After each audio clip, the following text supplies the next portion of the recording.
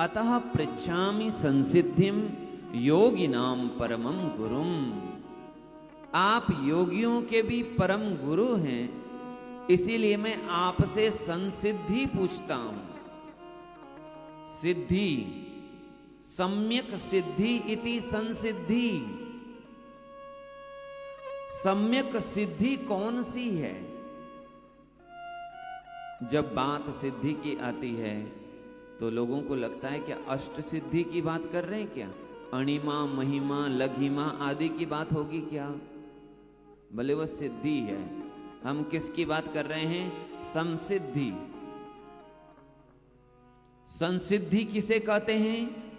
जिसे हम मुक्ति भी कहते हैं, जिसे भगवत प्राप्ति भी कहते हैं, जिसे आत्म कल्याण भी कहते हैं। वेदांती जिसे ब्रह्म की प्राप्ति भी कहते हैं, ब्रह्म बोध भी कहते हैं। भक्त जिसे भगवत प्राप्ति कहते हैं। संसिद्धिम पृच्छामि, मैं संसिद्धि पूछ रहा हूं कि सम्यक सिद्धि क्या है और उसके साधन क्या है। सुखदेव भगवान को बड़ी प्रसन्नता हुई। परीक्षित, वरीयानेश ते प्रश्न कृतो लोक हितम नृप आत्मविद सम्मत पुंसा श्रोतव्यादिषु या परा। हे परीक्षित, हे राजन, एष ते प्रश्नः वरीयान। वरीय का अर्थ श्रेष्ठ। तुम्हारा यह प्रश्न श्रेष्ठ है। और स्वयं सुखदेव भगवान ने यह प्रश्न श्रेष्ठ क्यों है, इसके लिए 3 हेतु दे दिए, 3 कारण दे दिए। आपका प्रश्न श्रेष्ठ है क्यों? बोले पहला कारण दे दिया, लोकहितम।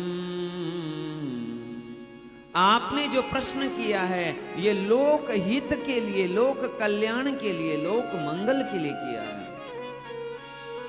प्रश्न मैं करूं और उत्तर पूरे समाज को मिले।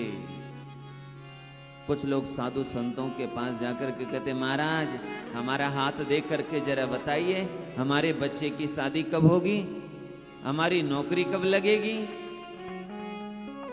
हम विदेश कब जाएंगे, हमारे घर में गाड़ी कब आएगी, नया मकान कब बनेगा। और बाबा जी ने यदि कह दिया कि हमारा ही मकान नहीं बना,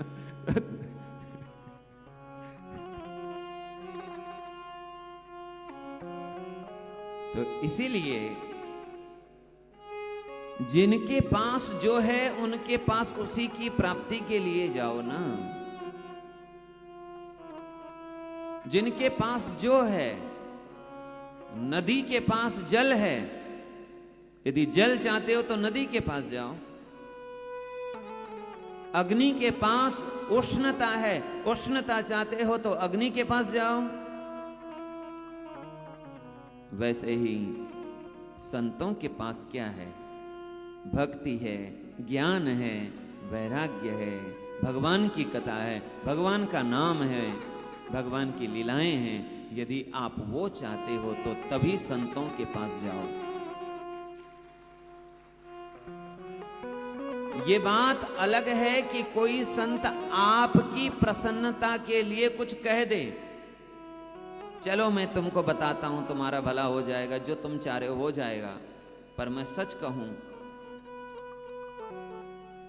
यदि सच में संत का भाव होगा तो यह प्रश्न करके, यदि किसी ने उनसे ऐसा प्रश्न किया तो उन्हें बड़ा कष्ट होगा, भीतर से बड़ा कष्ट होगा।